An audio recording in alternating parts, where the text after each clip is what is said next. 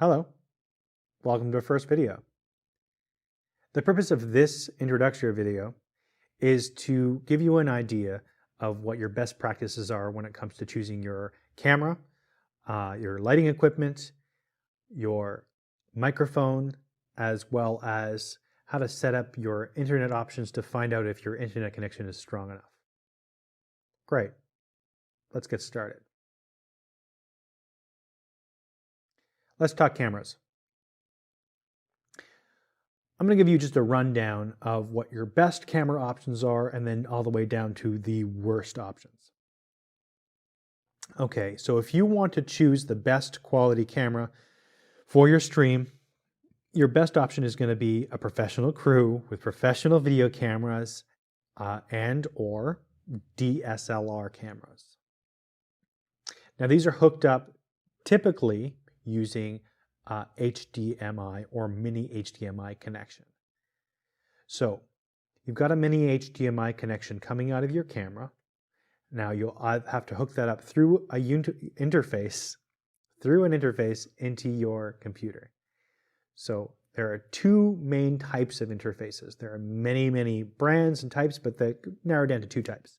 So you've got one type of interface which will allow either one single or multiple HDMI signals to go into it, along with audio, mix that together, and then send it as one package to your computer. A good example of this is the Blackmagic web presenter, which you can also check out.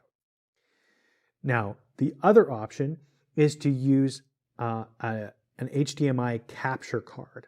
So you can use a capture card. The Elgato 4K Camlink is a good example of it. It's just a little HDMI input plugged into a USB and then hooked into a computer. It's actually what I'm using right now to record this video. Now, the disadvantage of that is that if you're recording with a separate microphone, you will have to use a different device to record your audio, and then it won't be necessarily coming in at the same speed. What we call audio latency can happen, which means your video is going at one speed and then your audio is just slightly behind it, or sometimes vice versa. So that's why the best option is to take those signals, put them together to a single unit, and then send it to your computer. There's a couple things you've got to look at when it comes to an SLR especially. So many SLRs have HDMI outputs, though some of them don't have what we call a clean HDMI output. Now, a clean HDMI output means two things. First of all, it means a high quality video output. So if your camera records at 1080p, you want to make sure that what's being sent out of that is the same quality signal. So some cameras have an HDMI output, but it's just as a little preview monitor. So you won't get the same quality as you would directly recording a video with the camera.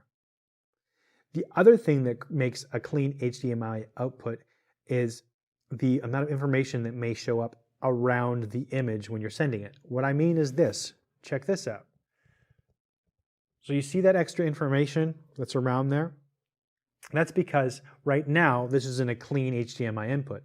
It's really great if you've got a monitor and you want to find out what settings you're using and have to change them a little bit. You say, oh, I'm using a certain setting and I want to move it or change it.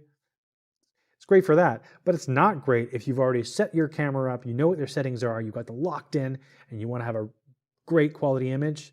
You want a clean HDMI output, which looks like this. So, how do you know if you can get a clean HDMI output from your camera? Well, there's a few things you can do. You can check your camera manual, but a really easy way to do it is just to type in the model number of your camera in a search engine along with clean HDMI output, and someone else will have had the problem or at least investigated the issue to see whether that was possible with that camera. Great. Now, if you can't afford or you just don't have access to a professional video camera or to a DSLR, you can still use a higher end webcam. The higher end webcam is the next best thing. Now, when you're getting a higher end webcam, I'm talking about something that is branded. not something that you will have gotten off of the big box store online that has a name that you've never heard of.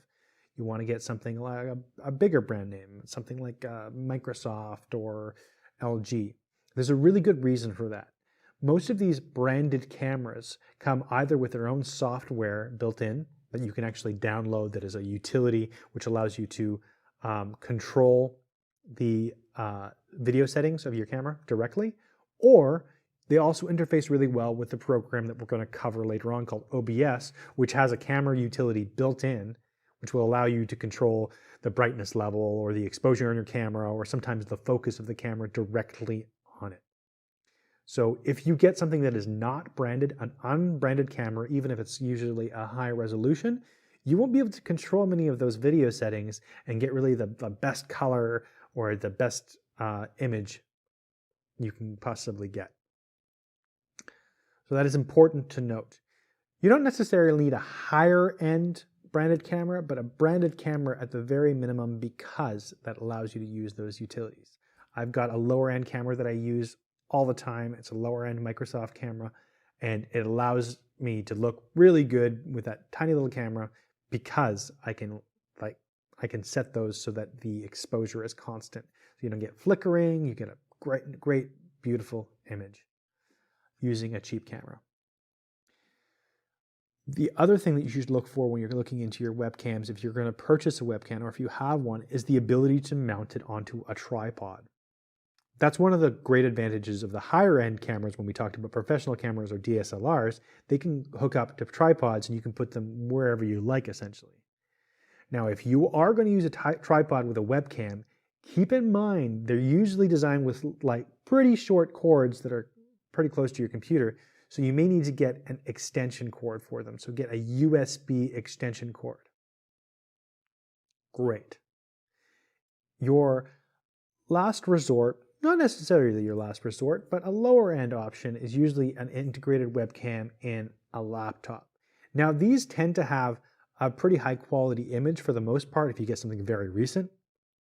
However, you won't be able to mount them wherever you'd like them to be. I call it the nose hair and ceiling effect when you're in a chat room and you can tell who's on the laptop because the angle of the camera is angled up towards them and you can see their ceiling and a little bit up their nose.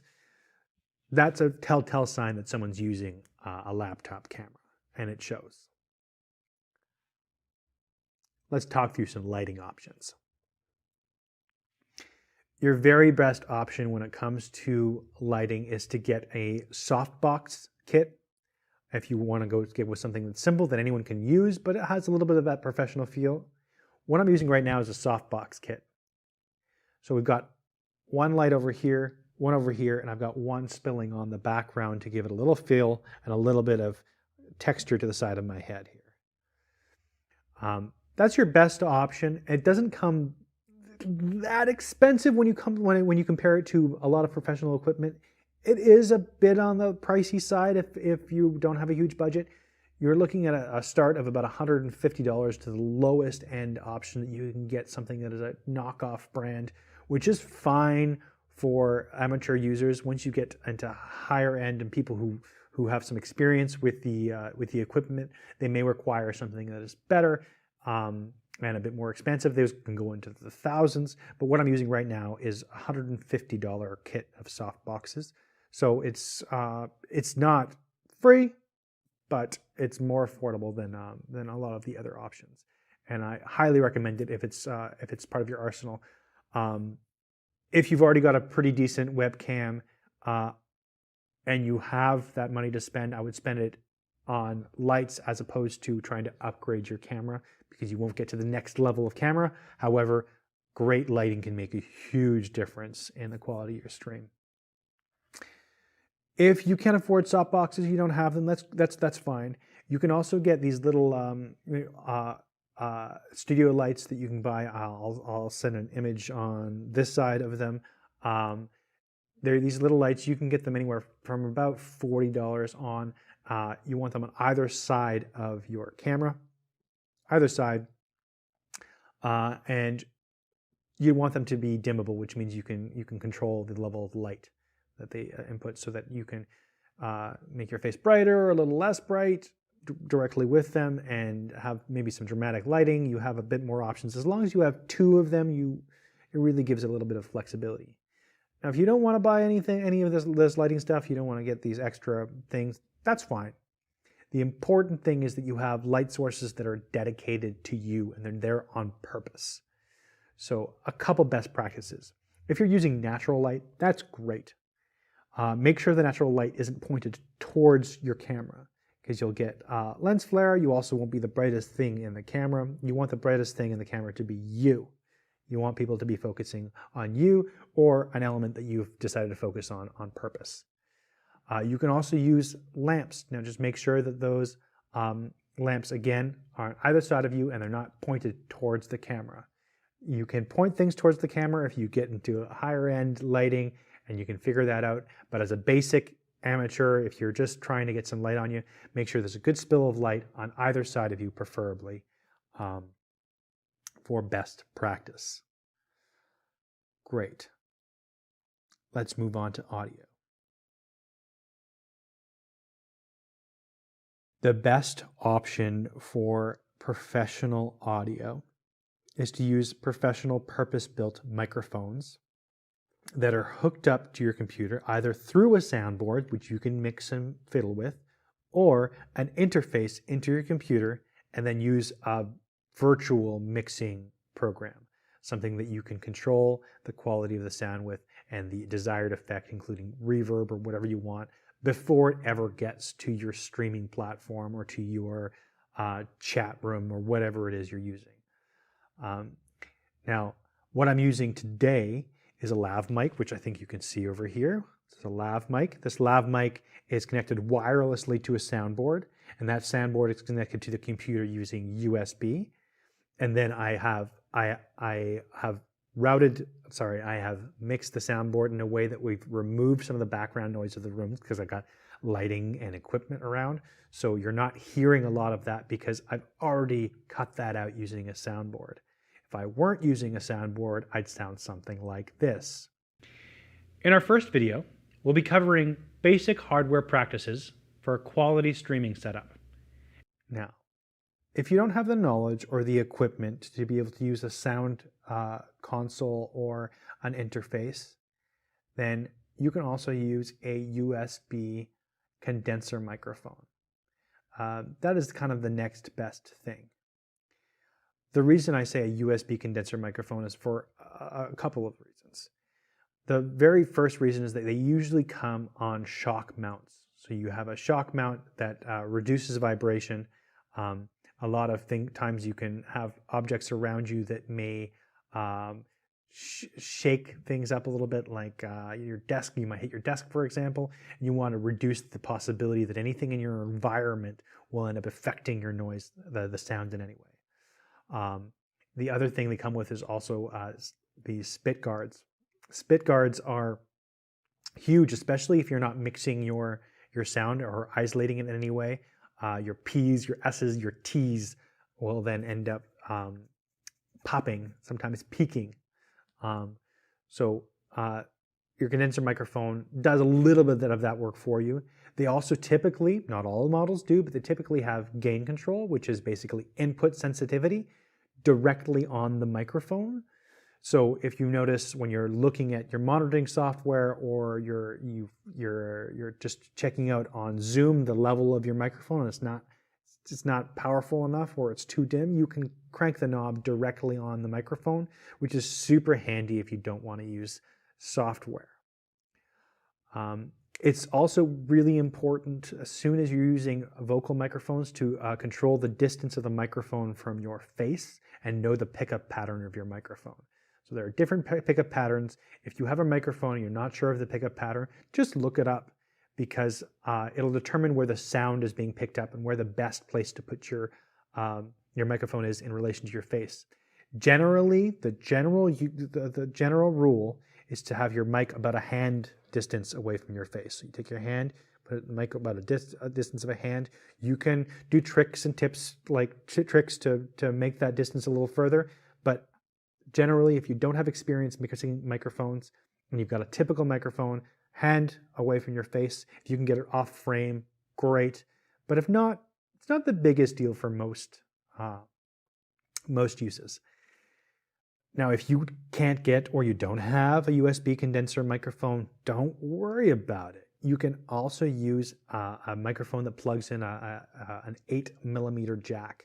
So 8mm is the same as a headphone jack. I'm just going to pull this out of my computer right now. So it looks like this. Just looks like a headphone. Yeah, see the headphone jack? I'm just looking at myself here. Headphone jack. So those are typical. They're usually the cheapest microphones you can get that plug into your computer. They're better than any internal microphone because they're dedicated and designed specifically for the use. And also you can control the distance to your mouth. It's really great. But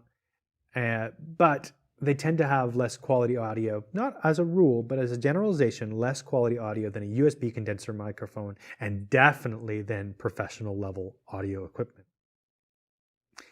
Now, if you can't get all of these things, almost every webcam or laptop comes with an integrated microphone. It is not something I recommend unless you have no other choice, because it tends to have a pickup pattern of the entire room.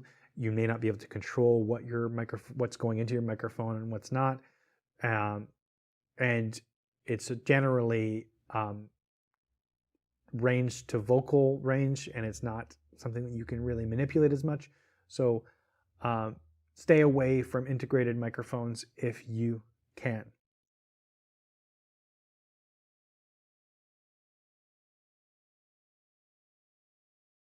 Let's talk internet.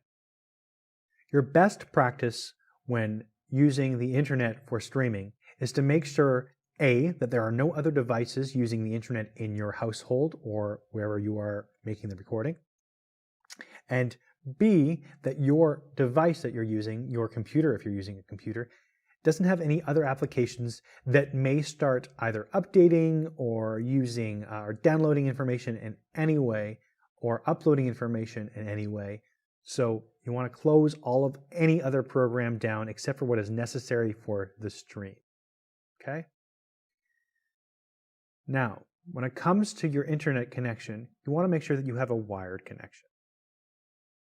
Anytime you have a wireless connection, you have a risk that your connection level will go up and down at any point. Even if you're stationary using Wi-Fi, I've noticed the connection level goes up and down, and you want that to be as consistent as possible so you don't have any reduction of quality in your stream.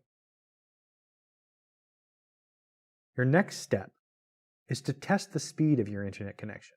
Now you can go into any internet browser and click Internet Speed Test, search that into that search engine, and then some of them will have a speed test built in to that search engine, and others will be able to link you to a website that will help you. I use, for example, Speed Test by Ookla. I like that speed test. It is consistent and it gives you a lot of information as to where your internet is routed, say you're using a VPN or something similar. Now that you've got your internet connection started, you've got your best video camera, you've got your best lighting equipment, and your sound all set up, and you know that you've got the best quality stream you can get, let's move on. So your next video is going to be presented to you by Jared Davidson. He's our marketing and communications manager. He's going to show you the basics and maybe a few things you might not know about Facebook Live.